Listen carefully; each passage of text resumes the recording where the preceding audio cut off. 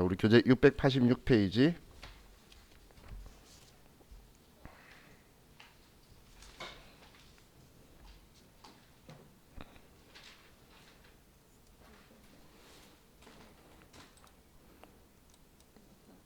교재 686페이지고 회사는 1184.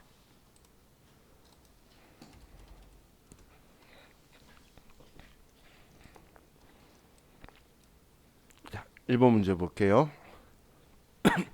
자, 당사는 2020년 1기 확정 부가가치세 신고를 2020년 7월 20일 완료한 후 다음의 내용이 누락된 것을 발견하여 2020년 8월 20일 수정 신고하고자 한다.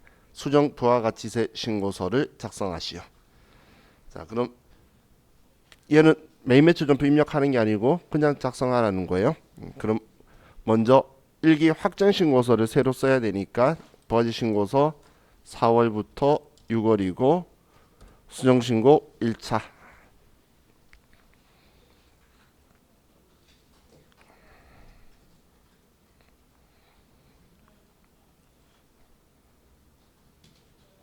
자,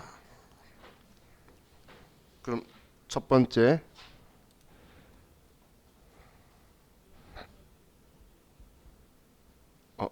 문제를 내가 다 안 읽었네. 2020년 6월 20일 공급한 매출 분위에 대하여 20년 7월 24일 세금계산서 발행한 내용이 누락되었다. 제가 다 읽었다고 한 건 이번에 위 누락분을 매매출 전표에 입력하여 부가가치세 수정신고서를 작성하기로 한다. 신고서 닫고. 자, 그럼 6월 20일 날 우리는 외상으로 세금계산서 발행한 거니까 11번 매출과세죠. 그럼 6월 20일자 매입매출 전표에 가서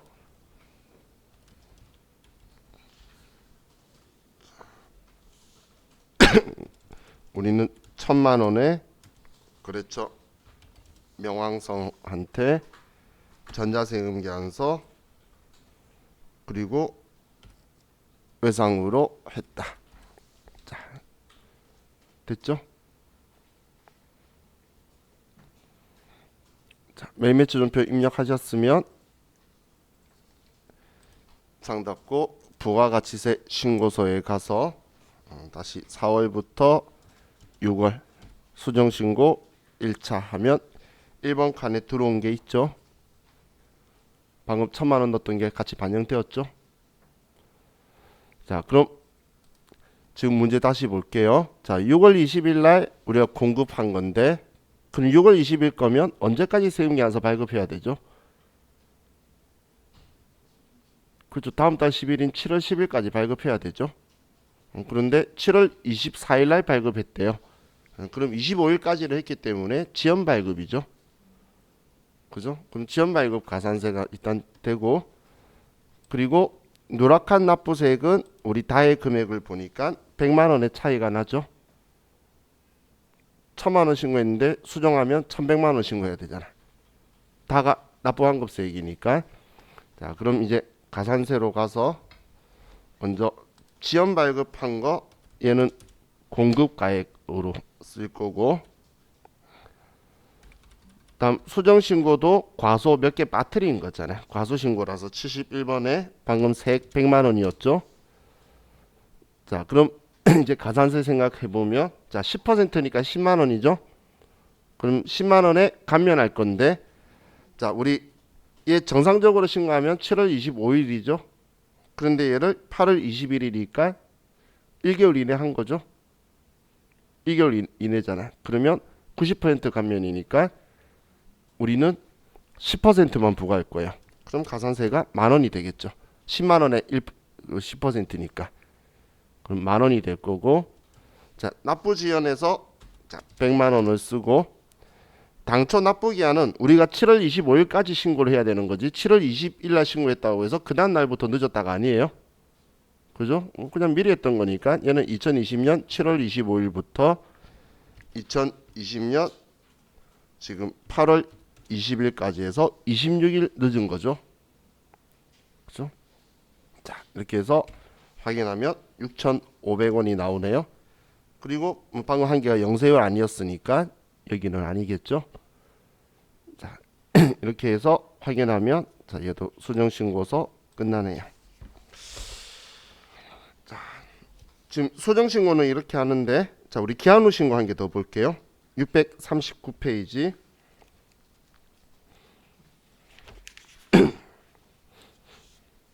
이제 639페이지 가서 기한 후 신고 볼게요. 기한 후 신고가 그렇게 자주 나오진 않아요. 자, 1번. 죄송해요. 회사도 바꿔야죠. 회사 1180 고인돌.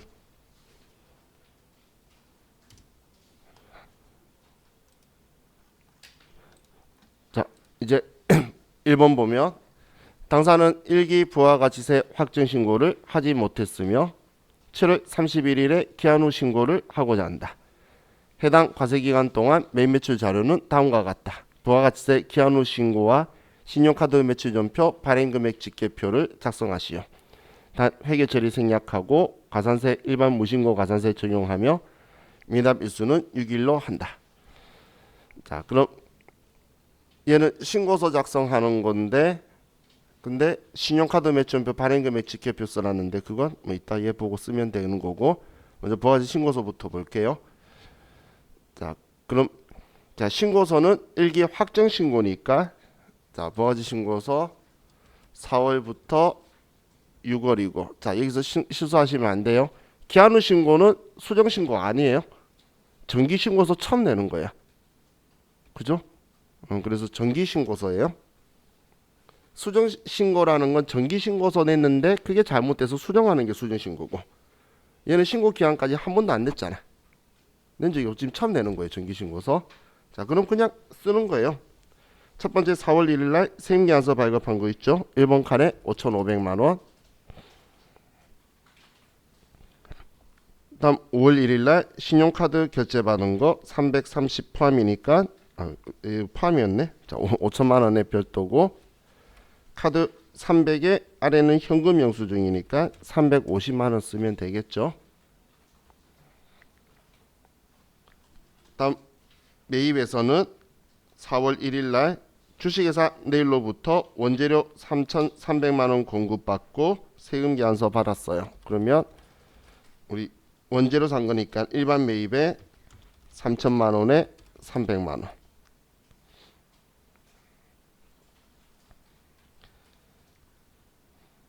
다음 6월 4일 날 공장에 사용할 소모품 33만 원을 구입하고 카드로 결제했대요. 그러면 41번 칸에 30만 원에 3만 원. 자, 그럼 우리 정기신고 누락한 납부세액이 얼마가 되죠? 지금 얘 자체를 낸 적이 없는 거니까 이 금액이 지금 신고할 때 통째로 다 안 낸 거죠. 그래서 이 금액이라는 거예요. 기한 후 신고니까 신고한 적이 없잖아. 그럼 이 금액이 통째로 누락한 납부세액이겠죠. 그럼 232만 원 가지고 자, 26번 클릭해서 이번엔 기한 후 신고만 여기 69번 무신고에 가는 거예요. 여기에 232만 원이고. 자, 그럼 이 가산세는 20%인데 1개월 이내 하면 50% 감면이니까 10%만. 그럼 10%니까 공 하나 떼면 되겠죠? 그래서 23만 2천 원. 자, 그리고 이제 납부 지연에서 원래 신고는 2020년 7월 25일까지 해야 되는데 지금 2020년 7월 31일 날 해서 6일 늦은 거죠. 문제 적혀 있잖아. 7월 30일 날 했다고. 그리고 확인하면 왜 안 나와? 자, 금액을 안 썼구나. 자, 여기에 232만 원 써서 확인하면 3,480원이 되죠. 기한 후 신고 쉽죠? 생각보다 더. 그죠? 그래서 기한 후 신고는 통째로 안 했기 때문에 동그라미 다에 납부 환급세액이 얘가 그냥 우리 가산세 대상 금액이라서 여기 쓰면 돼요. 자, 그리고 저장 버튼 누르면 자, 얘는 작성이 끝났고 그럼 문제에서 신용카드 매출전표 발행금액 집계표 쓰라 그랬죠. 7월부터 아니죠. 4월부터 6월 우리 5월 1일 거 신용카드의 과세 330만 원, 현금 영수증 쪽에 우리는 55만 원 이렇게 써주고 저장하면 얘도 끝나죠. 그죠? 이것도 하라고 문제 적혀 있었으니까. 자, 이렇게 하면 지금 이 책에는 더 이상 우리 기한 후 신고는 없어요. 자, 그래서 우리 이제 부가가치세는 저와 같이 이렇게 할 건데, 자, 여러분들, 자, 이제는 여러분들이 다음 주에 저 만날 때까지 공부를 뭘 해주시냐면, 자, 꼭 해줬으면 해요. 자, 여러분들 교재 563페이지 보시면, 자, 이제 부속 서류 문제하고 뭐 이런 것들이 있죠. 꼭 부가가치 신고서 문제가 세무유급은 나오는 거 아니에요? 우리 세무유급 때는 꼭 나왔잖아. 부가가치 신고서 문제가. 세무유급은 꼭 나오진 않아요. 그냥 부속 서류 2개만 나올 때도 있고 그래요.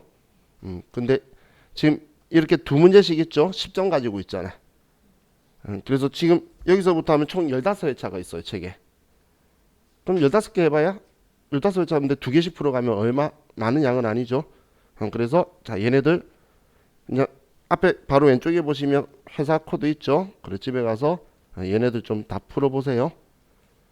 지금 제가 왜 이거 다 풀려 하냐면 이제 오늘 오후부터 아니면 그 다음 주부터는 법인세 보면 그것만 볼 거예요, 여러분들 100%. 그렇기 때문에 세무유급에 나오는 스타일하고 세무유급에 나오는 스타일이 좀 틀려요. 작업을 많이 시켜요. 우리 TAT 2급 시험 본 적이 없으신 분들은 좀 생소한 느낌만큼 작업을 많이 시키고 전표임도 시킬 거니까 여러분들이 좀 보셔야 돼요. 얘네들이 지금 세무유급에서 TAT 2급이 인기 좋다 보니까 따라내고 있어요, 문제를. 그래서 막 전표 입력 시키고 막 이런 것도 막 하는 걸로 바뀌었어. 옛날에는 과거 옛날 기출 문제는 전표 입력 안 시켰거든.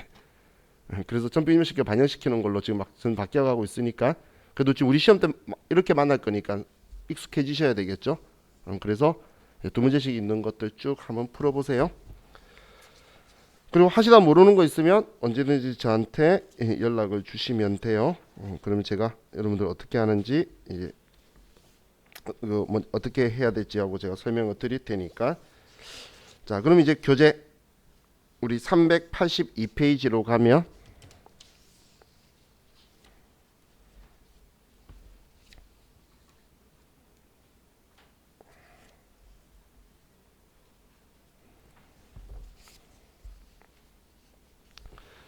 자, 우리 소득세 한 번만 간단하게 정리 한번 해봅시다.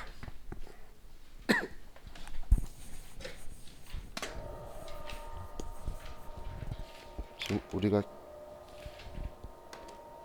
최근에 공부하신 분이 한 번밖에 없고 다들 옛날이거나 아직 한 적이 없으신 분들이라서 본인 혼자뿐이야. 최근에 공부한 사람이 제일 최근에 세무이공 공부한 사람이 본인뿐이에요. 그래서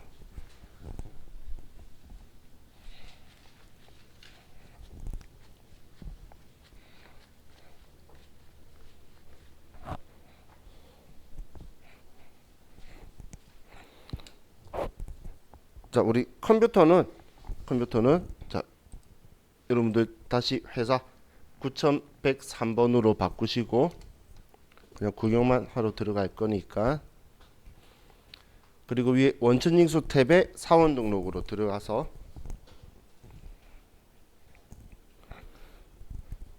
자, 한 사람만 쓸게요. 우리 301번 처음 보이는 사람 있죠? 최정훈. 그리고 주민등록 번호까지만 쓰세요. 자, 주민등록 번호. 자,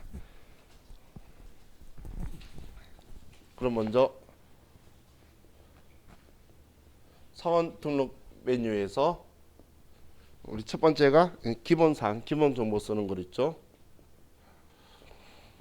자, 기본 사항에서는 여러분들이 체크를 할게. 자, 우리 아래 보시면 7번에 국외 근로 있죠. 7번의 국외 근로는 이건 우리 급여 자료 입력의 비과세 설정을 사원 등록에서 해요.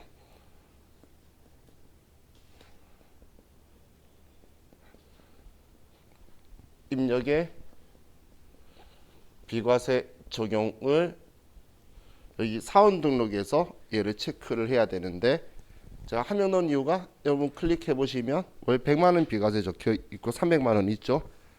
자, 우리는 M01번인 100만 원 비과세를 설정할 거예요. M02번은 원양어선, 해외 건설 감리 이런 것들이 300만 원이에요. 월. 그래서 그냥 해외 파견되어 있다라고 하면 100만 원 비과세를 선택하셔야 돼요. 그래서 급여자료 입력할 때에 비과세를 여기서 설정하는 거지. 급여자료 입력에는 비과세 적어다도 비과세로 하나만 쓰는 거예요. 그런데 여기서 국외근로에 선택이 안 되어 있으면 과세로 되는 거고 여기서 선택하면 이제 비과세가 되는 거예요. 그래서 급여자료 입력에서 과세 비과세 두 개를 선택하는 게 두 개를 만드는 게 아니에요. 그냥 비과세 하나만 만드는데 비과세 적용은 여기에 된 사람만 적용되고 여기에서 불화된 사람은 자동으로 불어되는 거예요. 그래서 항목을 두 개 만드는 게 아니라는 거예요. 다음 또 그 아래에 10번에 보시면 생산직 근로가 있죠. 근데 생산직 근로다 아니다 이건 진짜 생산직이다 사무직이다인데 그 옆에 생산직 연장 근로도 여기서 설정할 거예요. 급여 자료 입력 비과세를 적용하는 것도 여기에서 하는 거예요. 연장 근로 수당들이 있을 거잖아요. 근데 사무직도 연장 근로 수당이 있을 건데 사무직은 과세거든. 그래도 급여 자료 입력에서는 비과세로 만들고 여기서 체크하는 거지. 사무직 지원권, 생산직 지원권 비과세를 따로 보이도록 그렇게 만드는 게 아니라는 거예요. 따로 안 보여요. 두 개 만들면 말이 안 되겠죠. 근데 생산직 연장 근로 비과세 대상이 되려 그러면 직전 연도 총 급여가 3천만 원 이하이고 플러스 당해 연도 월정액 급여가 210만 원 이하인 경우에만 연장근로 비과세가 되는 거예요. 이론적으로는 얘는 연 240만 원 한도로 비과세를 하는 거예요. 그럼 이 조건에 해당 안 되면 생산직에는 연대, 연장근로 비과세에는 불하고 써두는 거예요.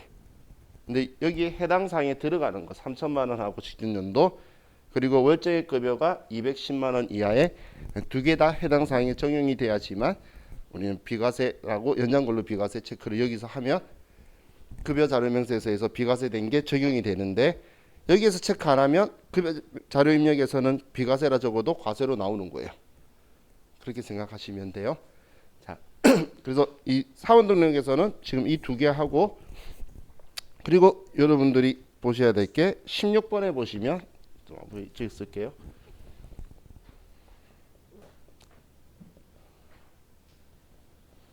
퇴사 연월일이 있죠. 얘는 근로소득 중도 퇴사자 정산하려고 그러면 여기 퇴사 연월일을 입력해야지 중도 퇴사자 정산이 뜰 거예요. 퇴직급여 퇴직금 원천 징수하는 거는 중간 정산도 있기 때문에 그거는 그냥 이걸 안 써도 떠요.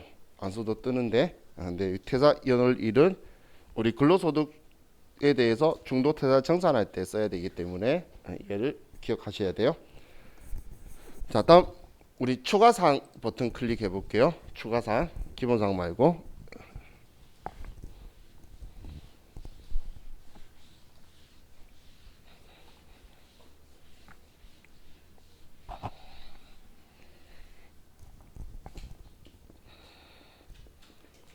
자, 추가사항에서 여러분들이 쓸 칸은 자, 아래 보시면 일단 11번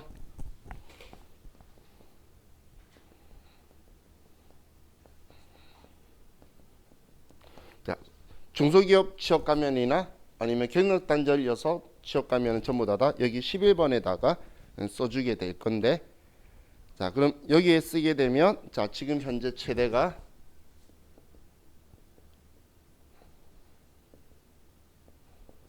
현재 최대가 5년 90%예요. 5년 90%. 그럼 5년 90%면 얘를 기간 입력을 할 때 예를 들어서 2020년 5월 1일부터면 2025년 4월 30일까지 쓰는 게 아니라 얘는 5월 31일까지 쓰는 거예요. 자, 그래서 기간 쓰는 방법도 기억해 두세요. 우리 시험에 나와요.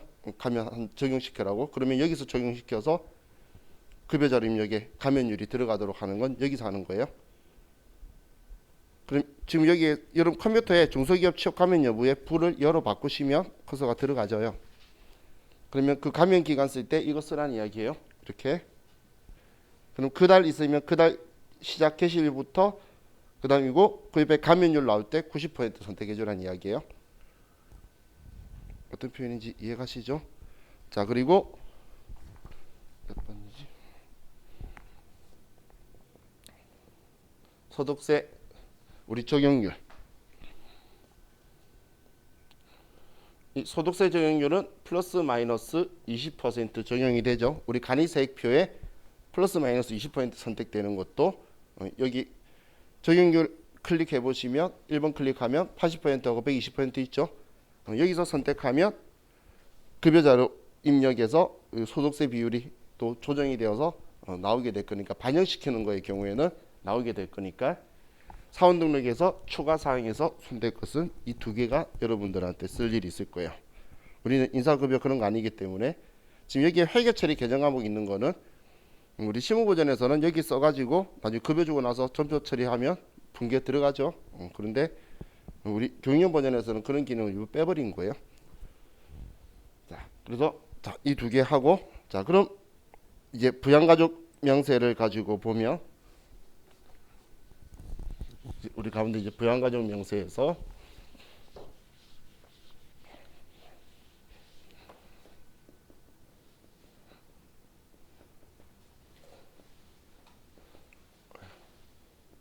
자, 이 부양가족 명세하는 거는 얘는 우리 인적 공제에 대해서 입력을 하면 우리 근로소득 원천징수 연말정산하는데 영수증 쪽에 정산명세에 나올 때에 얘 금액이 다 반영이 될 거예요. 그럼 이 인적 공제 중에서 우리가 기본 공제가 있고 그리고 이 기본 공제가 되는 사람한테 추가 공제가 있고 그리고 공제는 빼주는 거잖아. 근데 지금 기본 공제하고 방금 제가 이야기하는 추가 공제는 소득 공제고 그리고 자녀 세액 공제라든지 출산 입양은 세액 공제예요. 그래서 우리 소득 공제와 세액 공제는 다른 거예요. 자, 어차피 우리 공부할 거니까 자 보세요. 소득이 있죠. 소득에 필요 경비나 아니면 근로소득 공제 같은 것들을 빼면 그러면 소득 금액이 되죠. 그럼 우리 2배 사건 연기를 다 합쳤다고 봤을 때 종합소득 금액이 될 건데 여기에 종합소득 공제를 빼거나 이 소득 공제를 빼면 이때 이제 과세 표준이 나오는 거예요. 이 과세 표준은 세율을 곱해서 세액을 산출할 대상 금액인 거예요. 이제 여기에 6%다, 15%다, 24%다를 곱하는 거예요. 그럼 여기에 세율을 곱하면 산출세액이 나오는데 이 산출세액에서 이제 세액 공제나 세액 감면을 해주게 되는 거예요. 그럼 차가감 세액이 나오게 되는데 이 세액에 뭐 가산세 더하면 결정세액이 나오는 이렇게 순서대로 갈 거예요. 그럼 지금 우리가 공부하는 거는 요 위치하고 지금 요 위치하고를 지금 공부하는 거예요. 그럼 이 소득공제하고 세액공제의 차이가 큰 차이가 뭐냐면 세율이 6%, 15%, 24%, 35% 이런 식으로 커지는데 소득공제는 소득이 높은 사람한테 유리한 거예요. 자, 예를 들면 A라는 사람은 소득 구간이 여기고 자, 그리고 B라는 사람은 소득 구간이 여기까지라고 볼게요. 자, 그러면 자, 우리가 100만 원이라는 그 소득 공제를 받게 되면 A라는 사람은 24% 구간이 줄어들게 돼요. 그런데 B라는 사람은 여기 15% 구간이 줄어들기 때문에 소득 공제는 소득이 높은 사람한테 유리하게 되어서 우리 연말정산할 때 보험료나 교육비나 의료비나 기부금이나 이런 것들 전부 다 이쪽으로 보내버린 거예요. 이쪽으로. 그럼 지금 하고 있는 인적 공제는 이 소득 공제이기 때문에 나의 부양가족들이든 뭐든 좀 많을수록 소득이 높은 사람 유리하지, 소득이 작은 사람은 감면율이 작다고 보시면 돼요. 근데 이걸 다 계산한 세금에다가 이 세액공제는 세금에다가 빼주니까 얘는 10만 원, 20만 원, 15만 원 이런 식으로 계산되는 거고, 얘는 과세 표준 되기 전에 빼버리는 거죠. 그래서 소득공제는 세율 부과 안 할게. 그럼 지금 이 인적공제에서 기본공제는 먹고 살기 위한 거에 대해서는 세금 부과 안 할게. 여의치라고 보시면 돼요. 여의치. 그럼 이 소득공제에서 기본공제라는 거는 얘는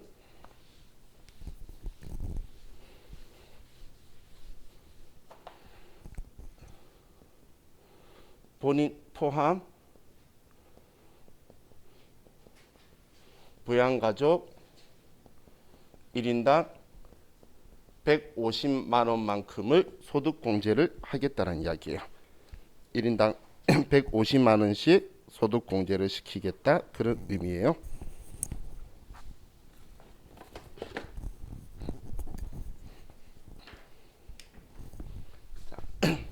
그럼 이 부양가족이다라고 표현하는 건 지금 내가 벌어 먹고 사는 것 가지고 같이 먹고 사는 사람, 내 돈으로 같이 생계를 같이 하는 사람인데, 이 부양가족에서 기본 전제 조건이 일단 생계를 같이 하는 건데 동거를 해야 되는데, 동거를 따지는 사람은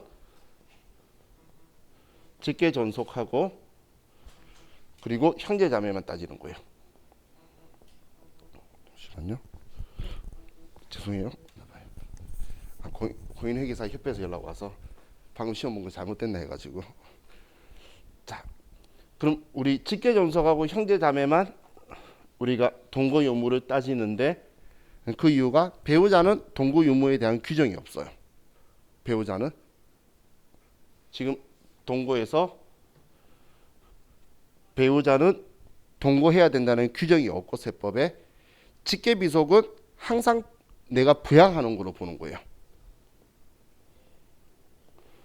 비속은 얘는 동거 유무가 상관없어요. 배우자하고 직계 비속은 얘는 규정이 없는 거고 얘는 항상 내가 부양하는 걸로 보고, 그거에 대한 차이가 있으니까. 그럼 직계 존속하고 형제자매만 내가 원래 원칙대로 하면 주민등록상 같이 있어야 되는데, 근데 얘가 예외가 우리 주거 환경 혹은 요양 목적으로 같이 살지 않는 경우는 우리는 같이 내가 부양하고 있는 걸로 볼 거예요. 주거 환경이라는 건 같이 살고 싶은데 집이 작아서, 혹은 부모님 내가 지금 부양하고 있는데 몸이 편찮으셔서 요양 때문에 요양병원이나 지방 내려가 있는 경우나, 이런 경우는 내가 부양한다고 봐야 되겠죠. 내 월급으로 먹고 산다고. 그걸 따지는 거예요. 이거. 그래서 얘 둘이는 안 따지는 거죠. 그럼 지금 이렇게 부양가족이라고 말하는 건 동거를 해야 되고, 그리고 내 이 가족들이, 자, 중요한 게 아래쪽에 써도 되겠죠. 소득 금액이 100만 원 이하야지 돼요. 100만 원 이하.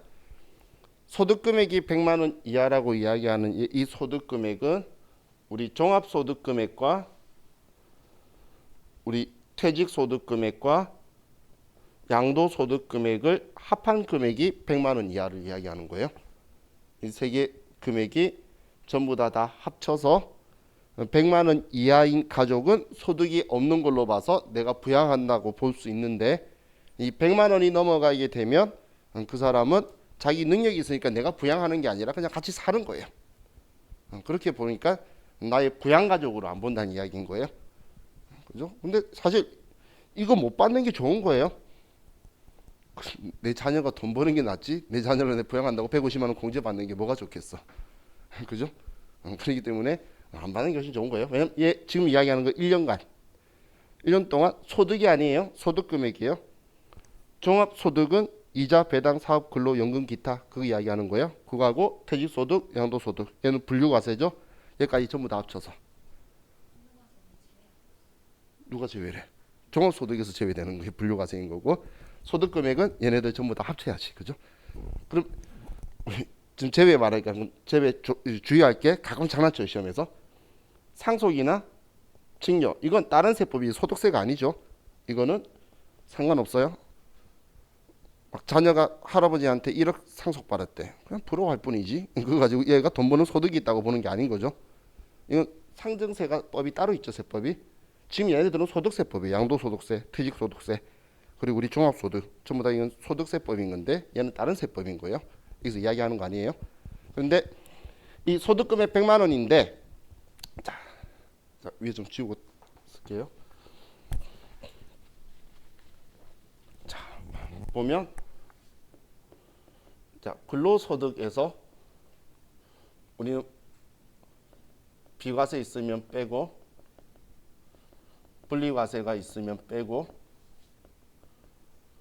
근로소득 금액이 있으면 빼면 근로소득 공제가 되는데 근로소득 금액이 있어서 근로소득 공제가 있으면 빼면 근로소득 금액이 되는데 얘들 뒤집었습니다. 자, 이 근로소득 공제가 원래 500만 원 이하는 70%를 공제해 주게 되는 거예요. 그럼 70%면 근로소득이 500만 원이고 비과세 없고 분리과세 없으면 얘 350만 원이 70%니까 근로소득 금액은 150만 원이 나오게 되죠. 그러면 원칙대로 하면 기본공제 대상이 안 돼야 되는데 우리 과거세법은 얘가 80%였어요. 그래서 80% 때는 얘가 100만 원이라서 기본공제 대상이 되는 거였는데 그 사이에 얘를 70%로 그 증세 없는 복지를 외치신 분이 있어요. 그분 때문에 그 증세 없는 복지가 말이 안 되는 게 공제 빼주는 것들을 전부 다 줄였어요. 다른 많은 세법에서. 그러다 보니까 저도 이 수업 할 때 근로소득이 333만 3,333원 원 되고 끝에 4원은 안 된다 이렇게 수업할 때가 있는데 뒤에 있는 세법이 꼬이는 거야. 그래서 특례 규정을 둔 게 우리 부양가족이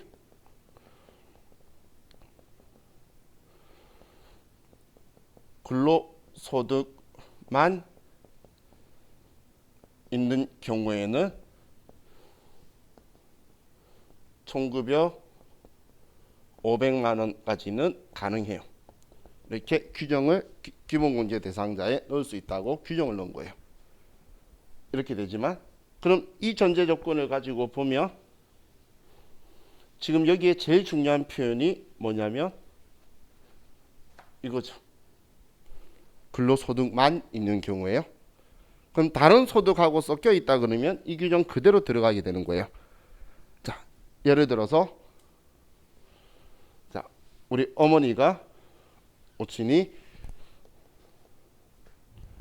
근로소득이 300만 원 있고 그리고 양도소득 금액이 20만 원이 있는 거예요. 그러면 어머니의 소득 금액이 얼마이냐 했을 때 이땐 다른 소득이 같이 섞여 있죠. 그러면 이 근로소득 공제를 적용을 해야 돼요. 그럼 얘는 37, 21, 210만 원이니까 근로소득 금액이 90만 원이 되죠. 그죠? 그러면 어머니는 총 소득 금액이 110만 원이 되어서 나의 기본공제 대상자가 안 된다는 이야기예요. 그래서 다른 소득하고 있으면 이 적용을 할 거고 근데 근로소득만 있다면 뭐 상관이 없는 이렇게 될 거니까 얘도 70%는 좀 기억을 해주세요. 그럼 지금 이거 할 때에 그럼 소득 금액을 계산을 할 때 여러분들이 생각을 해주셔야 되는 게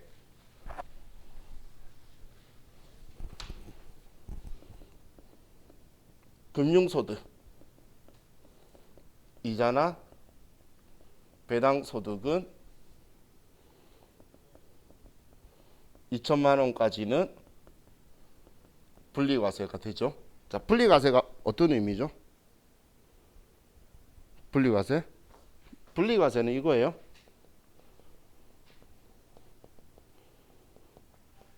완납적 원천징수를 이야기하는 거예요.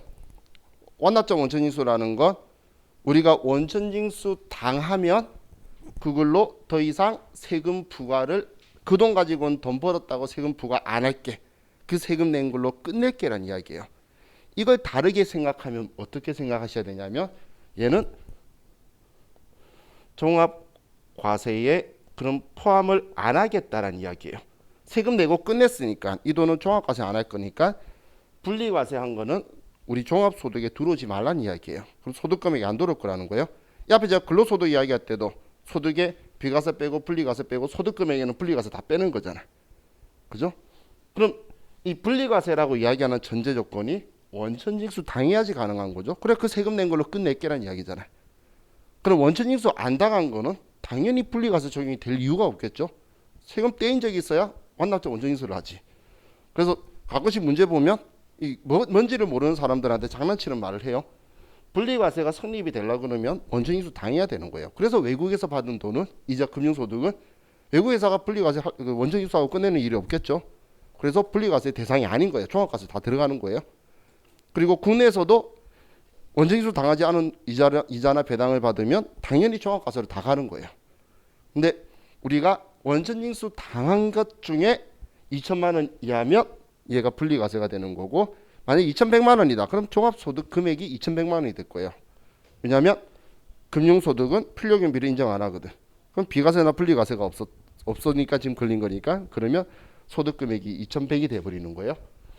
자, 그리고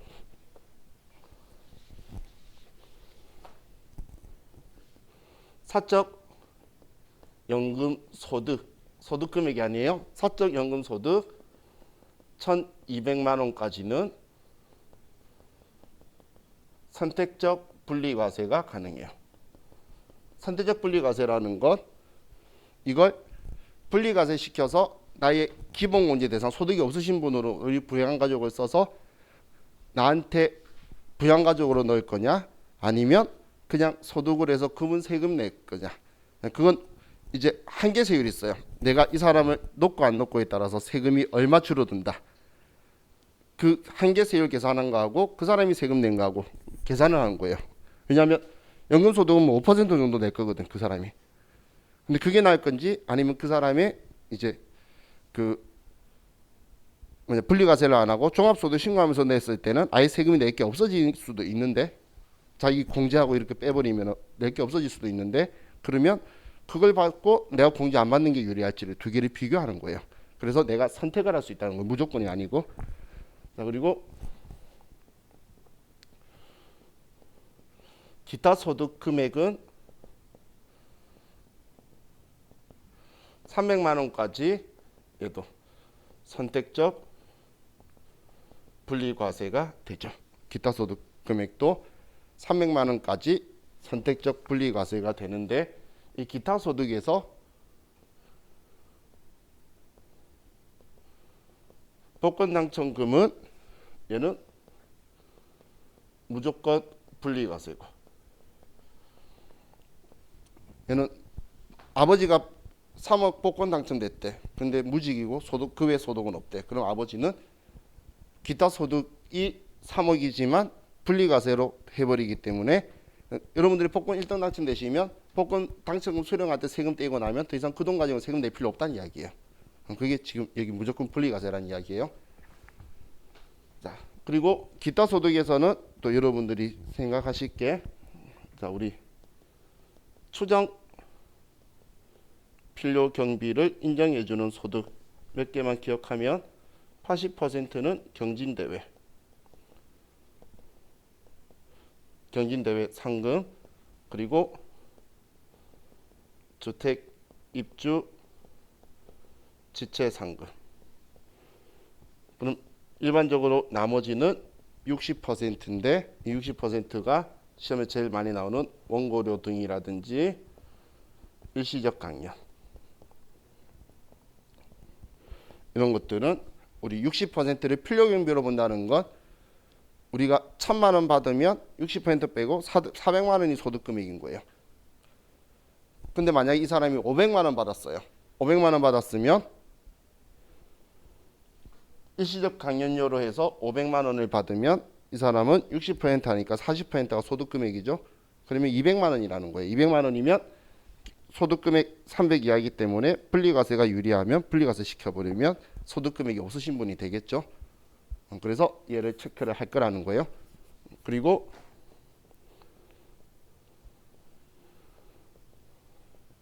일용직 근로소득 얘도 무조건 분리과세를 할 거예요. 무조건 분리과세를 적용을 할 거예요. 자, 참고로 우리 실업급여 얘는 비과세예요. 그리고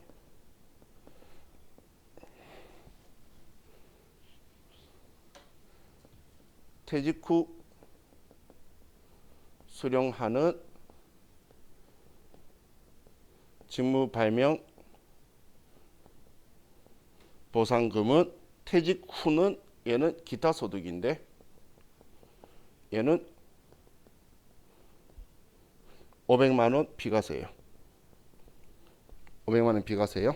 그리고 500만 원 넘어가는 500만 원 초과액 중에 300만 원까지는 또 선택적 분리과세가 돼요. 그럼 800까지는 선택적 분리과세가 되도록 사람이 적용이 된다는 이야기예요. 소득금액 되려면 비과세 빼야 될 거잖아. 그죠? 그래서 지금 얘네들 조건이 지금 우리 가족들이 이런 상황이면 100만 원 이하로 맞추기 위해서 되는지 안 되는지를 지금 얘네들을 빼는 거예요. 그럼 만약에 우리 어머니가 회사도 다니시고 회사 지금 다니시는데 일용직으로 있었던 금액하고 이제 상용직으로 일반 정규직으로 있었던 금액하고 두 개 같이 나오면 일용직은 무조건 분리과세를 빼시면 되고 정규직 있는 거에서도 당연히 소득금액 이야기할 때는 비과세 있는 거는 빼는 거예요. 빼는 거. 근데 사업소득에서는 분리과세가 없기 때문에 사업소득은 무조건 실제 지출필요경비만 이야기할 거예요. 그래서 실제 지출필요경비를 말 안 해주면 걔가 소득금액이다라고 보시면 돼요. 그래서 이거 가지고 우리 가족이 지금 되나 안 되냐를 봐서 이 되는 사람 한 명당 150만 원씩 소득금 공제를 해준다는 게 우리 지금 부양가족 명세에서 하려고 하는 거예요. 자, 우리 추가 문제하고 이야기하면 시간 좀 걸리니까 우리 식사 시간이죠. 이제 날씨가 풀렸나? 더워지기 시작했어요.